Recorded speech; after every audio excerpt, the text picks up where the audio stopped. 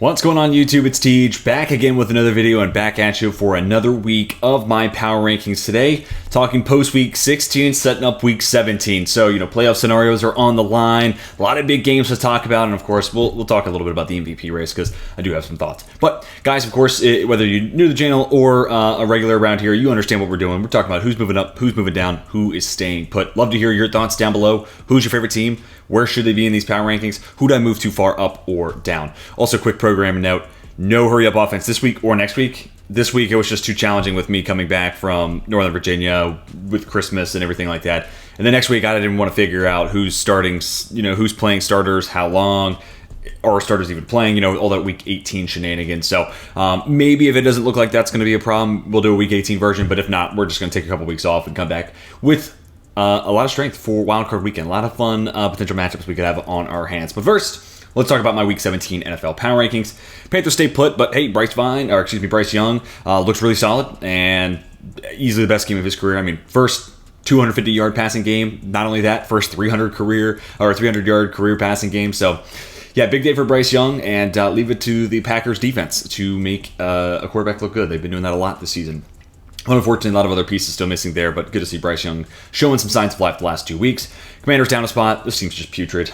Giving up 30 points. I don't really want to say to Trevor Siemian, mostly to Breece Hall. And I mean, the Sam Howell experiment, man, it's just, as someone who would really bought in and was really excited about what he was seeing the first 8 to 10 weeks of the season, it's fallen off a cliff. And, this weekend for Christmas, I was with Commanders fans, and they were so pumped to see the Patriots win, which kind of takes us to the next team, and that puts the Commanders at 3 in the NFL draft. Let's just say this weekend's mock draft, Washington's landing a quarterback. And to that point, Patriots win a weird game against the Broncos. Denver battles all the way back. It looks like, okay, Denver's going to be able to make it happen all in the last 3 minutes of the game just to go 3 and out. Patriots get a timely stop, and Mark Ryland, they get on the outskirts of his field goal range, but hey, you're playing in Denver, so you drill it from a little bit further away. So big kick from him, and kind of a weird win there for New England. It felt like they were starting to tank towards that drink-made Caleb Williams territory, and instead they've allowed the Commanders to leapfrog them in the draft order. Giants down a spot. It could have been more. Maybe I could have moved the Patriots up another spot, but if Tyrod Taylor's the quarterback moving forward for the Giants, which he should be, like the Tommy DeVito thing was cute and all, but Tyrod Taylor's the better quarterback right now.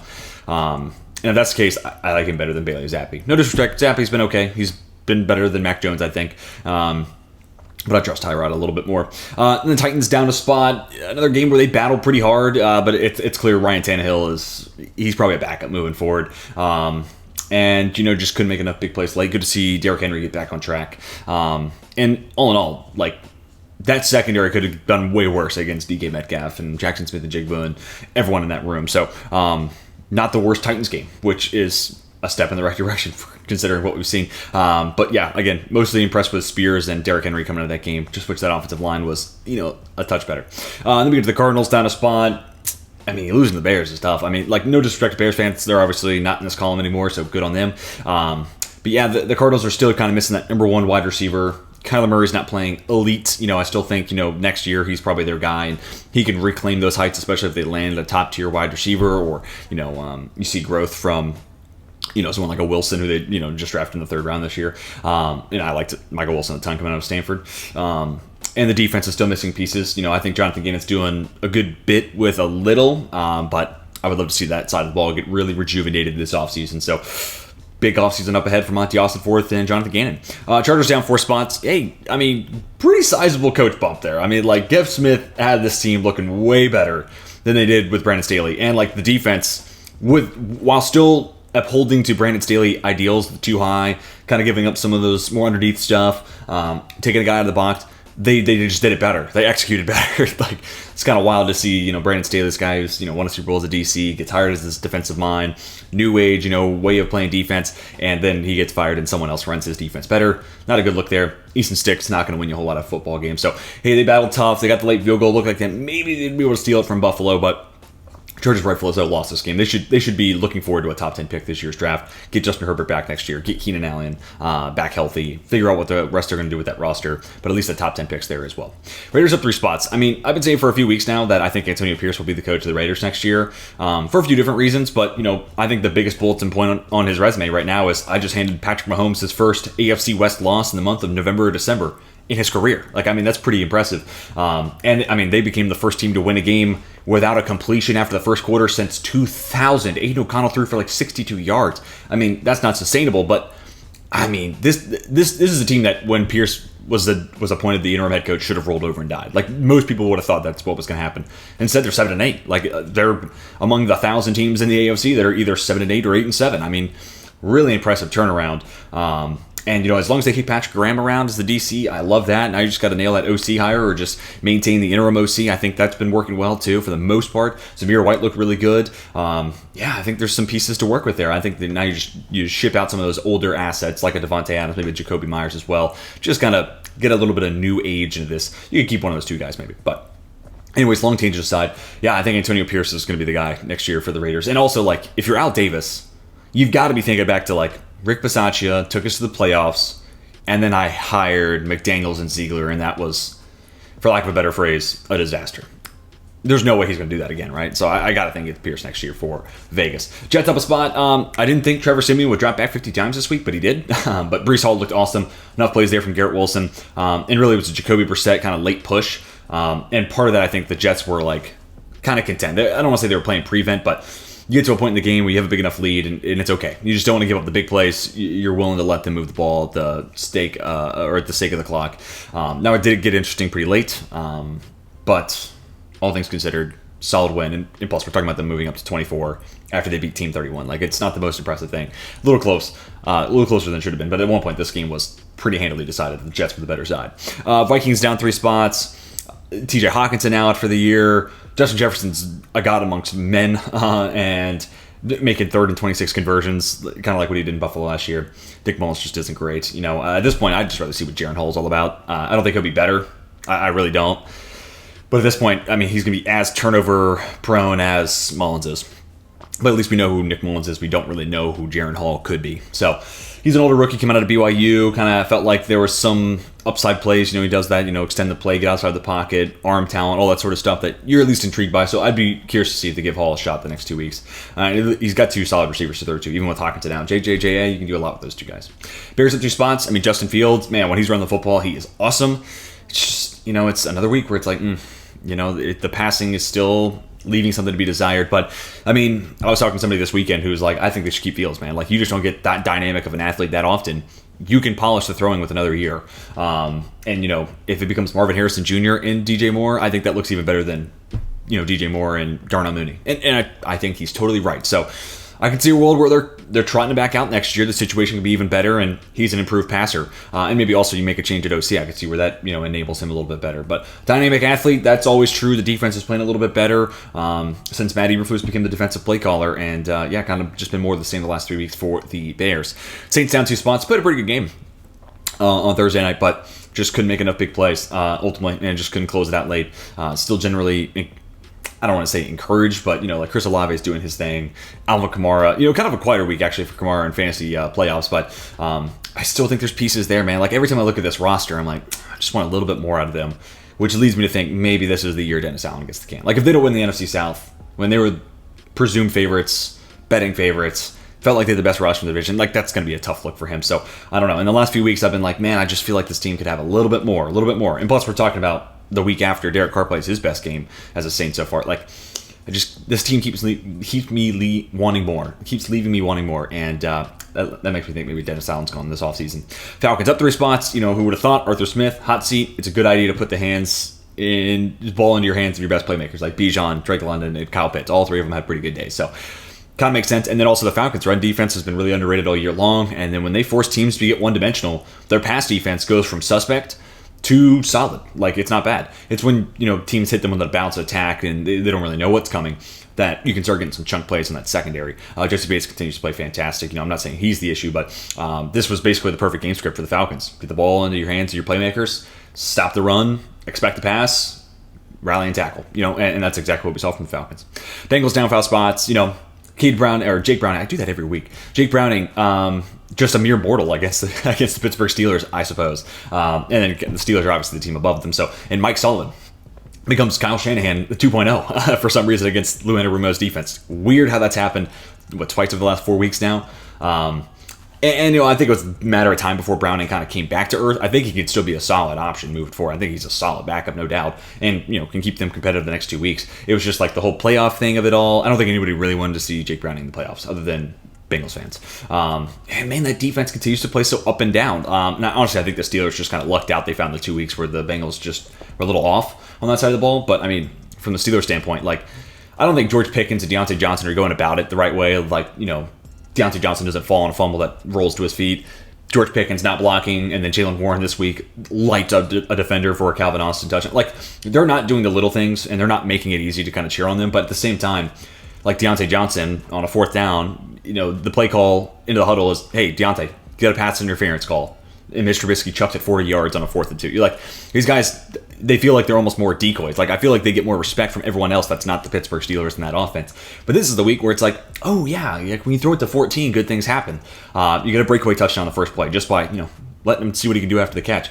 And he'll make a ridiculous falling backwards toe tap catch on the sideline to go up and over 100 yards, as he's falling down. The guys have so much talent. I just don't think this offense right now lets them actually play receiver. So again, I don't think they're going about it the right way, but man, I think they're valid in a lot of their points. And then you see games like this, and it's yeah, of course they're making a valid argument. There's too many games where Deontay Johnson and George Pickens have far too few targets. So there's nothing you can do. This is still the Matt Canada playbook. Next year, they've got to nail this OC hire. They've got to be able to maximize those two guys because those two have so much talent and so little production to show for it. Colts down a spot. Like I said, I think they got into a tough game script against the Falcons, and it turned into a game where Gardner Minshew had to win this game while the Falcons knew the ball was coming out of his hand. So tough spot. And also, I think Michael Pittman's asking price this free agency just went up to, right? A game where they didn't have him. It looked like, you're throwing a lot of the tight ends. Josh Downs doesn't do as much as you might have hoped coming into the game. Man, this Colts offense all of a sudden looks inept, and take away that number one target in offense, things like that can happen. So that's kind of my major takeaway. I think the Colts are still fine. If they make the playoffs, it's not the end of the world. I would rather see the Bills and the Texans get in just because I want to see Allen and Stroud versus Gardner and Browning. But if the Colts get in, I still think they're going to be a scrappy team. I think there's more good on that roster than bad, especially with Shane Steichen leading the way. All right, on to the next set of 8 teams. Broncos down 3 spots. Yeah, they're kind of back. I don't want to say back where they were at the beginning of the season. They're not giving up 70 points to anybody. So, that's progress. But, they start the year slow. They get hot all of a sudden, 5-game win streak. They're right in the middle of the playoff hunt, and then wheels kind of fall off. So, I know not having Cortland Sutton in this game definitely hurt. He's been Russ's go-to big play threat. Judy kind of woke up late, but, Marvin Mims muffing that punt. And then, this offense scores 16 on back-to-back drives, and then they go 3 and out. They're almost there. They're almost there, and, felt like I bought into them a couple weeks ago, and I kind of bought them at the top of the market, unfortunately.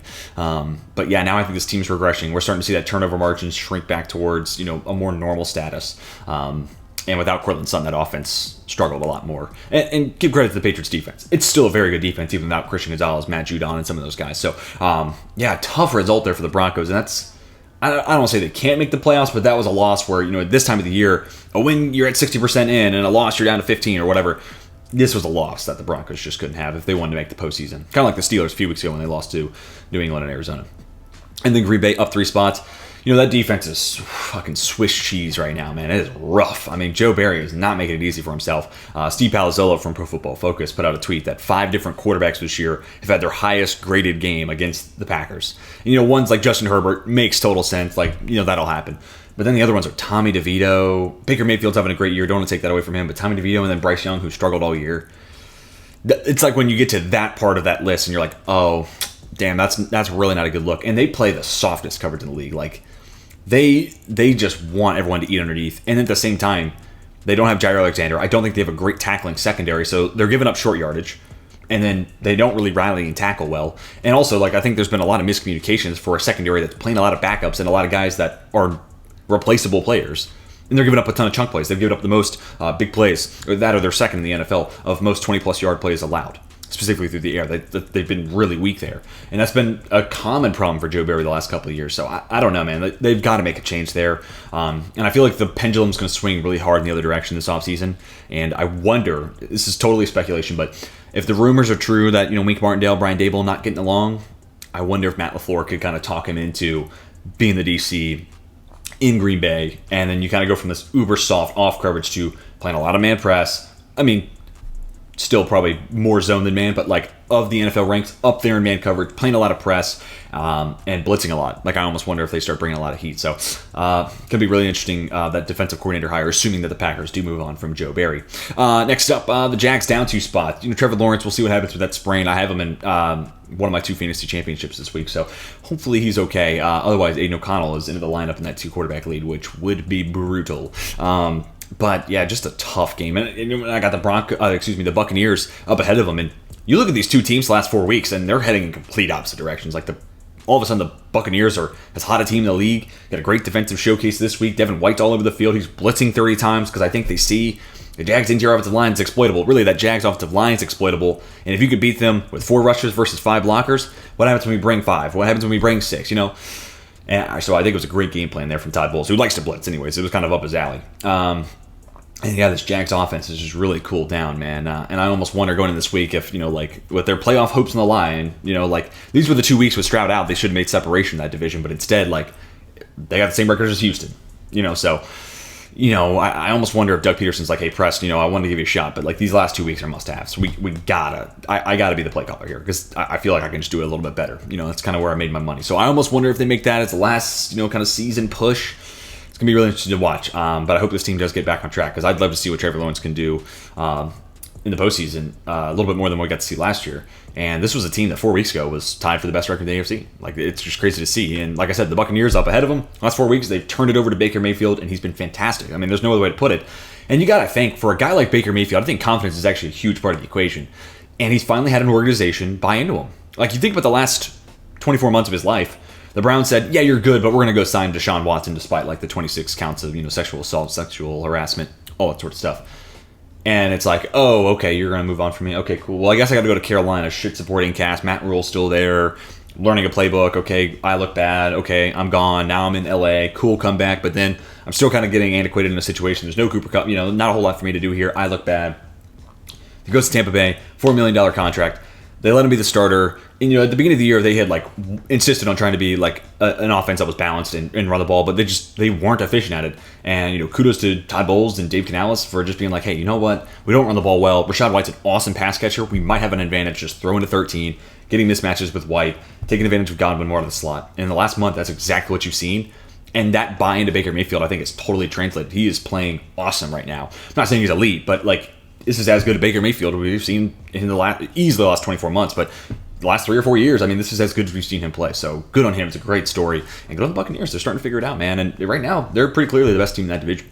Rams up 3 spots, man. If they've got Stafford, if they've got Nacua, if they've got Kupp, and they've got Kyron Williams, that offense will flow. And then on defense, Aaron Donald, sneaky awesome year, just as always. But no one's talking about him, Defensive Player of the Year. But when you look at what his numbers are, should probably be somewhere in that conversation. I'm not saying he has to win it because he's always in that conversation, but no one's talking about him in the mix, and he definitely should be. And they're getting just enough from everyone else across that deep. Durant makes a couple of plays out of the slot. Byron Young, solid run defender, makes a couple of sacks. Good athlete. So they're doing just enough on that side of the ball. And really, Raheem Morris is squeezing every drip out of that lemon. He is maximizing that defense. So ton of credit to him. And if he gets head coaching interviews, I would not be surprised, and honestly, it's rightfully deserved. Seattle, Houston, Cleveland, all staying put. Cleveland beat Houston, so I want to address that first. I hear you, I see you, and I understand. The Texans lost and Seattle won, so should I flip them? Yeah, you could, but Houston also lost by playing Davis Mills and Case Keenum this week. And, it looks like C.J. Stroud's coming back this next week. So they've lost 2 in a row, but now they get their star quarterback back. So I'm calling that a net. Let's not move it. And the Browns, once you see the top 8, I don't really want to move them up. But what a game from Joe Flacco. Legitimately one of the best games I've seen him play in almost a decade. Crazy good performance. Man, just dropping in dimes. And Amari Cooper, man. I think I'm 26, by the way. I think he's legitimately probably the most underrated wide receiver in my generation. Nobody ever talks about him as one of the bests. And I still think he's top 10 right now. name 10 better. Like, I really have a hard time doing it. And then, the Raiders, the drops became an issue. Gets to Dallas, but I don't even think Cowboys fans, like, look at Amari Cooper and, like, revere him the same way they did Des Bryant. And then they get CeeDee Lamb, and it's like, okay, well, we paid Zeke, so we can't afford everyone. Amari Cooper's gone for a fifth. And it's like, damn, man, this man just gets nothing but disrespect. Gets stuck in Cleveland. It hasn't been great, but now he's got Joe Flacco dropping him dimes, and he's putting up awesome numbers. So congratulations to anybody who had him in fantasy this week. You're moving on to the next round, or if you're on like a 2-week championship, that was a huge head start. Then we get back to Seattle. Sorry to go out of order here. I've been encouraged with Seattle, and honestly, I feel like a lot of people are probably putting them around this area now. I've had them 11 through 13 pretty much the entire season, including that little 3-game losing streak or whatever it was, middle of the season. I've always been pretty high on them. I think at their best, they're one of the 7 best teams in the NFC. I say that every week. And, it was a little bit of a scrappier matchup, but they still got it done, and it's good to see that the Seattle team can win these low-scoring affairs. Defense came up with enough plays. It's going to be interesting to see this week how they handle Pittsburgh. Like, I want to know where Devin Witherspoon's going, what their game plan is for, George Pickens after he goes big and goes crazy. The run defense is still a major issue, and that's going to be a spot where, if you're around for my mock drafts, like, that's going to be a spot where I continue to address. A Chris Jenkins type, a Devondre Sweat type, they've just got to be able to shore up that side of, or that part of their defense. To the top 8, Chiefs down 3 spots. I mean, probably the worst game of Patrick Mahomes' career, if not the worst. It's one of. Travis Kelce, has a couple of good plays, but, also a couple of ones where it's like, damn, you're going to want that one back. Receivers are kind of limited. Really a ton of credit to the Raiders defense. They made the Chiefs offense look inept, but also Chiefs shot themselves in the foot, like with the fumble that becomes the, Nichols touchdown. Man, the Chiefs just aren't executing right now, and that's what makes us tough, because really, when you look at receiver core last year and this year, the only difference is Juju out, Rashee Rice in. And then, of course, the OC is a little different. Nagy in, Bieniemy out. Maybe that's the missing component, But they're just not executing. And now they got Pacheco out with a concussion, which that concussion played, like, really scary injury. Hopefully he's back into the lineup pretty quick, because that was one that was, like, I don't know, kind of freaky to me as I watched it live. But with him gone, too, like, this is not the same passing attack, and that's a different type of player to tackle. A hard runner, plays with a lot of power, and if he misses, like, a couple of weeks, that could be really bad for this Kansas City team. They probably, I don't know if they've officially clinched the AFC West, but they probably do it, because the next 2 games are against the Chargers and Bengals, which should have been Patrick Mahomes versus Justin Herbert, Patrick Mahomes versus Joe Burrow, but instead it's Mahomes versus Browning and Stick, not as exciting. But they become kind of must-win games for the Chiefs as they try to clinch up this division and at least play one game at home in the postseason. Lions up a spot. Yeah, I trust that offense more, man. Against that blitz-happy Vikings defense, we talked about on the hurry-up offense last week. Amon-Ra St. Brown's definitely a great player. Receptions, yards, anytime touchdown if you're feeling ballsy. Great plays, and obviously he lived up to all that. Jahmyr Gibbs continues to look awesome. And when they keep Jared Goff upright, he's playing really well. Defense, I still think is a work in progress. I still think they can get better there. But really, that's probably not happening until you get to next offseason. You can really patch up that secondary. Because Nick Mullins had a lot of turnover-worthy plays, but he also put up 24 on you. So, just tough. And I mean, there's only so much you can do to slow down Justin Jefferson. But, happy to see this team clinch its first division in, 31 years? Crazy. Great story, and a really good team, too. So that's why they're in the top 8. Cowboys down 2 spots, and I had to put the Dolphins ahead of them, so they're up 2. This was kind of an interesting game because Dallas is looking for that second legit win. They got the one from Philly. Can they do it a second time? Miami's looking for that first win against a team over 500, and ultimately it's Miami who prevails. But this was just a pretty good game. And you got to see stars on both sides make big impact plays on both sides of the ball, too. So, both teams, offense, defense, you got to see basically every star player make at least one play. And it came down to the wire. So, it's just a really good game. I'm not mad about this whatsoever. Dallas definitely looked better this week than they did against Buffalo, which is huge. So, this just might be a team that has to avoid, cold weather. A lot of people are talking right now they struggle on the road, but it might just be cold weather that they kind of have fits with because they looked okay in Miami. And the Dolphins, this was a huge kind of prove-it win. We could beat a good team. And now it doesn't get any easier. Ravens next week, and then the Bills potentially to have the battle for the AFC East Week 18. We're going to find out how legit this Dolphins team is. Was this just this one time? Which might also change our opinion on what we think about Dallas from that game. But can they do it 2 more times against Baltimore and Buffalo? It's going to be massive. And you see where those 2 teams are at in these rankings.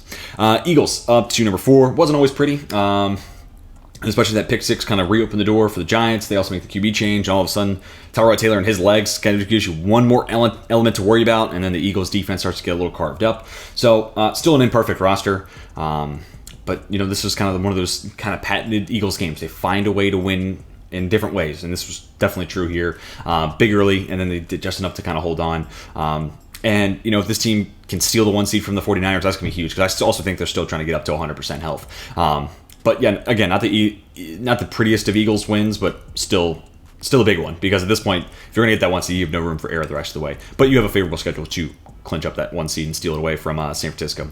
Bills will stay at 3. It wasn't pretty, definitely wasn't, and they've got to find a way to get Stephon Diggs involved. I'm telling you, like, I love what Joe Brady's doing, getting more Cook, and he's got to stop turning the ball over. No fumble. You can't have 2 fumbles in a game. That's going to cost you more often than not. And I love more Dalton Kincaid. I love all that stuff. And this one was a huge Gabe Davis game out of nowhere. But there's going to come a playoff game where they need a dude to step up, and if they can't find a way to have 14 get a little open, kind of draw him open, he's a great route runner, but, you know, a little help from the scheme goes a long way because of how talented he is, and they're going to have a big game out of him in the postseason, at least one, right? Like, if not 2 to 3. So that's kind of the missing element from that offense right now. But instead, you get it from Gabe Davis this week, and if not for those James Cook fumbles, the score is not nearly as close as it was, in my opinion. And then also you got to think the Bills fell behind early too, so, like, you know, the score's a little skewed from that point too. But anyways, we get to the 49ers, who get jumped by the Ravens. 49ers, I mean, Purdy was bad, but he also had a couple of bad breaks like that, you know, Brandon Stevens looking like a middle blocker, getting his hands up, just swatting a deflection, literally clearing Purdy's head that Marlon Humphrey is there for, you know. So a little bit of bad luck against 49ers, but also definitely not their best game. But ultimately, I'm not worried about it in the long run, as long as, you know, Trent Williams is going to be fine and play the rest of the year, and Purdy's stinger doesn't, you know, cost him big time the rest of the year. You still have CMC, you still have IU putting up big numbers, Kittle goes over 100 yards, you know, like, those pieces are still there. But I think this did solidify, like, we talked about this in the hurry up offense either last week or the week before. I think Dallas and San Francisco, those are 2 teams that have got to have the lead. And, I mean, you could say it about most teams, but it feels most true with those 2. And this was another one where it's like, man, San Francisco fell behind after that safety, and from that point on, we're really playing catch-up. And then we get to the Baltimore Ravens, who, like, Lamar, now he feels like he's the MVP favorite. And honestly, I think next year I'm just not even going to talk about the MVP. Because what we do by covering it week by week is almost like if you watched every movie that came out in 2023, but you only watched half of it. You only watched the first half of it, and said, that's the best movie of the year. Oppenheimer is the best movie of the year because I only saw half, even though I only saw half of it. You just couldn't make that. You can't make that statement unless you see the full thing, and if you see every movie from start to finish. So why do we do that with MVP race? Like, I don't know. It just kind of bewilders me. But I did say on the Hurry Up Offense, again, if you're looking for, you know, preview show going into the NFL week or some betting plays, things that we're putting money down on, check out the Hurry Up Offense. It's just not going to come up the next 2 weeks, but we'll be back for the playoffs. But we had said, like, if specifically I had said, if Mike McDonald shuts down the 49ers defense, or excuse me, offense, this is his national coming out, I'm a head coaching candidate, I'm going to get hired this coaching carousel. And lo and behold, I think that's exactly what's going to happen. He'll at least get interviews just because people are going to be like, so what was the game plan? Like, what'd you do against Shanahan? Like, how'd you do that? Like, you know, what was, you know, point of attack? And, you know, maybe that's all they want, but I think he's going to get legitimate head coaching interest. He probably lands a job, which makes the Ravens DC job really interesting next year. What do they do? But yeah, this was his game, and really mixed it up. Got great, you know, plays from Brandon Stevens and Marlon Humphrey and Kyle Hamilton making a couple of awesome plays. Go Irish, and then timely offense too. You know, and Todd Monken, really awesome as an offensive coordinator. And really, I feel like that's the biggest takeaway from the Ravens season. That's where, you know what, if they get the 1 seed in the AFC, I'm not mad about it, even though I'm a Steelers fan, because I think the Todd Monken and Mike McDonald hire, moving on from guys like Greg Roman and, you know, Wink Martindale, who you've had success with, just shows that, like, being good isn't good enough. Like, just because you've been good with these guys doesn't mean you should stop there. Cool. We saw the ceiling for both those guys in those roles.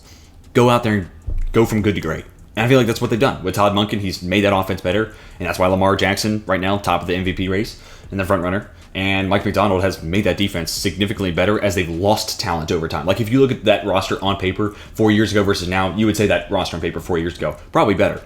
Maybe it's about the same. But the results now are just as good, if not better.